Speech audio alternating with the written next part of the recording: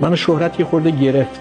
یادم میاد با خانمم شرکت واحد سوار شده بودیم از جام جم تا اونجا برنامه ما اونجا میساختیم. تجریش باغ فردوس خونمون بود، پیاده بشم راننده شرکت واحد رو بهش گفتم که میشه یه خورده جلوتر از ایستگاه نگه دارید که ما بر نگردیم چیزو. گفت نه نمیتونم، باید تو ایستگاه در فقط باز میکنم اینها.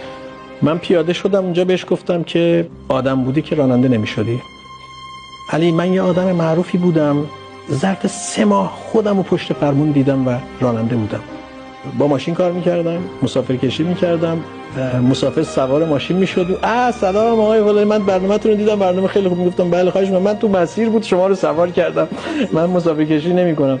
سوار میکردم، پیاده میکردم، کرایه هم نمیگرفتم. 3 سال این اتفاق افتاد و با خودم فکر کردم خدایا چقدر زود جواب این حرف منو دادی. یعنی واقعا کائنات و وقتی که حرفایی میزنیم راجع به انسان‌ها، قضاوت‌هایی میکنیم، اینها خیلی خیلی موثره. دعای اون راننده شرکت واحدم شاید یه جورایی تاثیر داشت تو زندگی من.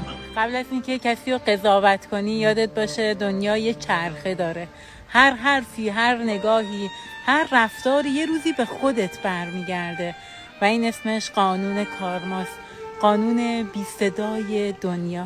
حواسمون به رفتار و گفتارمون باشه، همدیگر رو قضاوت نکنیم.